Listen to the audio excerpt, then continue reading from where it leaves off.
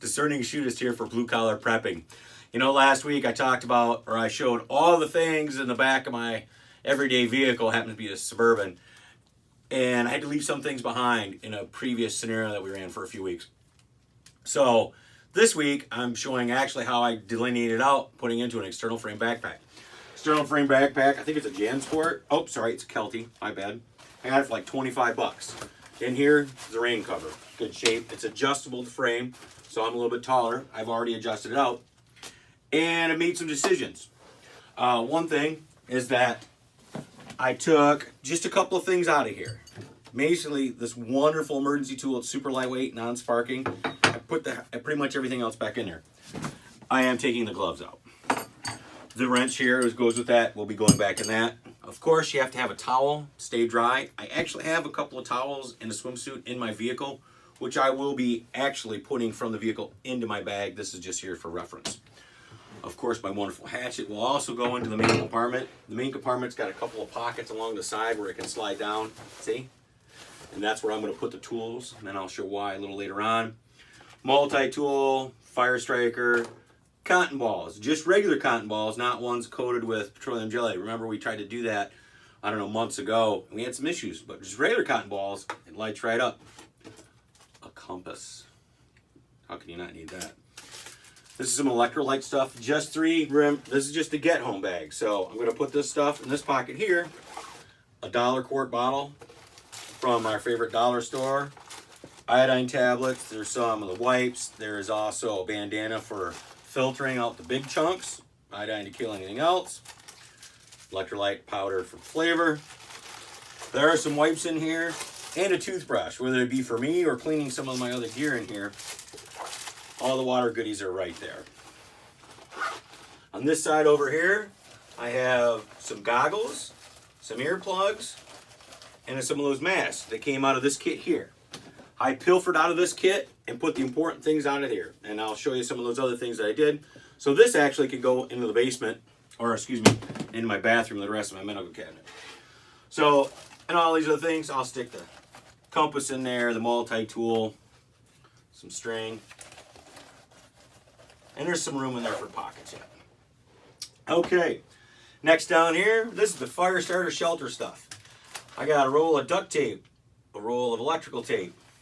I have this wonderful Survive Outdoors Longer SOL, emergency bivvy. It's awesome. It wasn't very expensive. I actually found it in a toolkit somewhere else. So now it fits right in there inside the duct tape, and it will close in there. You never know when you're going to need a doorstop. In a situation where you're leaving from your car, it's abandoned your car, and you're in an urban area, it helps secure the area a little bit better. All that stuff goes right in there. I have a couple of tea candles in there. A couple of tea candles will light the interior, or help heat the interior of your automobile, assuming it's not super capacious. Other fire keeping stuff right in here. And zip it up we go. All right, so we're good to go there. In the bottom, in the separate part, I have a wool blanket. And actually there's quite a bit of room in here. So I would probably also stuff this in here, or stuff my towels in there, or maybe just stuff this in the bottom over top of my tools. Help keep them quiet. As my bag's slipping down the chair. You know, or just pull it out altogether. So, and then here's a blanket, and I have room for a few other things. I'll probably put actually another wool blanket in there that I have to get washed. Then of course here's my wonderful 1950s first aid kit. It's strapped along the bottom. I could take all my gear with me. It has stuff in it. You know, it's not gonna go bad, if you will, like some of the hermetically sealed stuff with quick clot and things like that. I've used some of it already, and it's awesome. 2 last things. I know we're pressed for time. Here's my winter snowshoes. It's winter here like forever. Actually, it's not. But in northern Michigan, if you get stuck in a place where there's deep snow, and sometimes the quickest way is to cross deep snow to shelter, it's awfully handy.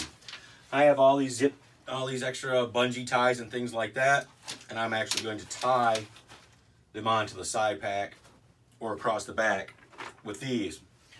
So maybe sometime next week I'll show you how that works out. It's car toolkit. It's expanded.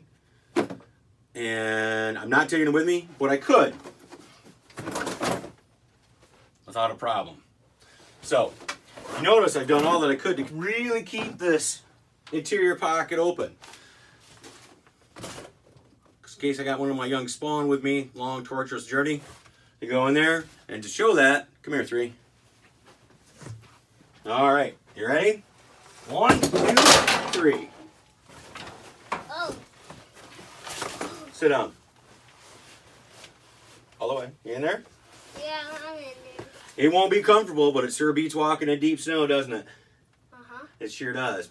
So, this is the discerning shootist saying, be good, be safe. If you can't be safe, be good and dangerous.